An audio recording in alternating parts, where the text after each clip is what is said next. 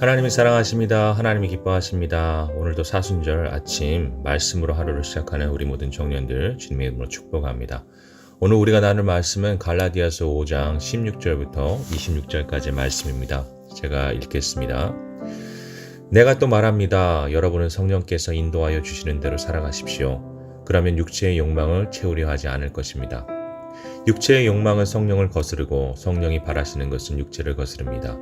이들이 서로 적대관계에 있으므로 여러분은 자기가 원하는 일을 할 수 없게 됩니다. 그런데 여러분이 성령의 인도하심을 따라 살아가면 율법 아래에 있는 것이 아닙니다.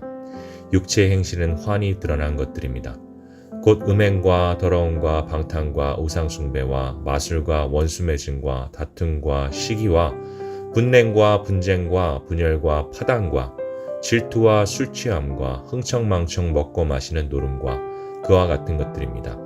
내가 전에도 여러분에게 경고하였지만 이제 또다시 경고합니다. 이런 짓을 하는 사람들은 하나님의 나라를 상속받지 못할 것입니다. 그러나 성령의 열매는 사랑과 기쁨과 화평과 인내와 친절과 선함과 신실과 온유와 절제입니다. 이런 것들을 막을 법이 없습니다. 그리스도 예수께 속한 사람은 정욕과 욕망과 함께 자기의 육체를 십자가에 못 박았습니다. 우리가 성령으로 삶을 얻었으니 우리는 성령이 인도해 주심을 따라 살아갑니다. 우리는 잘난 체하거나 서로 노엽게 하거나 질투하거나 하지 않도록 합시다. 우리는 지금 사순절 기간을 지나고 있습니다. 사순절에 우리가 해야 하는 아주 중요한 일이 있습니다. 그것은 절제입니다. 말씀의 빛으로 나의 삶을 정직하게 비춰보면서 오늘 여전히 내 안에 있는 못난 습관들, 악한 마음들을 하나하나 제거하고 그렇게 주님 닮은 더욱 아름다운 사람으로 하루하루 나를 만들어가는 시간이 바로 오늘 우리가 지내고 있는 사순절 기간이라 할 수 있습니다. 그리고 오늘 말씀은 우리가 사순절을 지내며 무엇을 절제해야 하는지 그리고 그것을 넘어서 오늘 우리가 주님 안에 새롭게 만들어가야 하는 그리스도인의 아름다운 성품이 무엇인지 알려주는 말씀이라고 할 수 있습니다.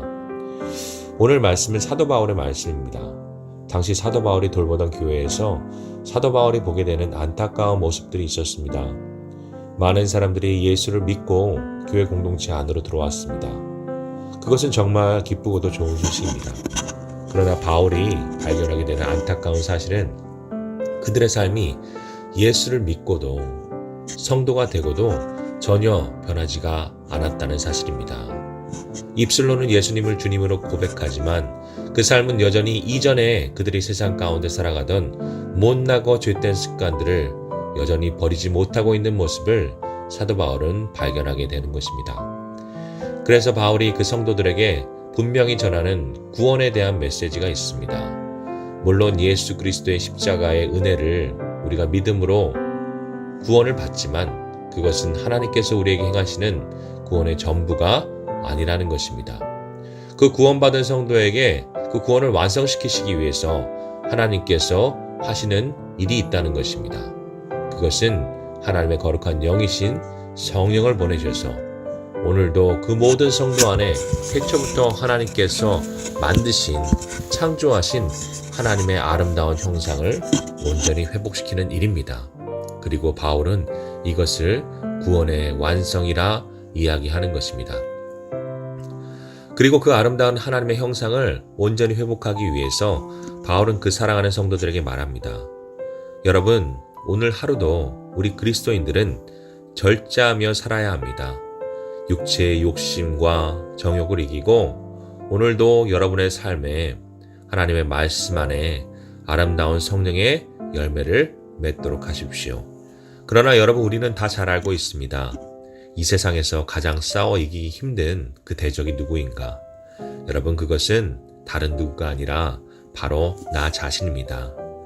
아무리 우리가 하나님의 말씀대로 살려 해도 경건하게 아름다운 성도의 삶을 살려 해도 좀처럼 길들여지지 않고 제멋대로인 것이 우리의 못난 자아인 것입니다. 그래서 하나님께서 우리에게 보내신 분이 계십니다.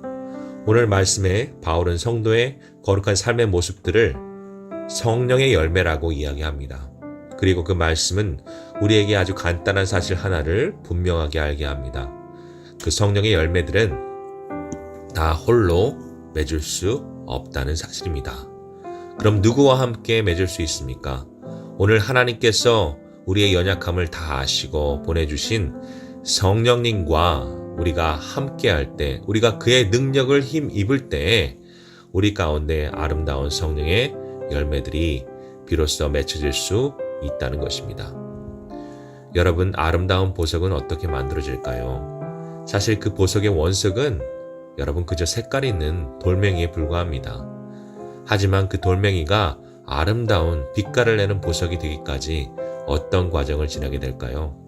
그 모나고 투박한 부분들, 더럽고 지저분한 부분들을 날카롭고 예리한 절단기로 잘라내기 시작하면서 그 보석이 지니는 은은한 빛이 비로소 그 안에서 뿜어져 나오게 되는 것입니다.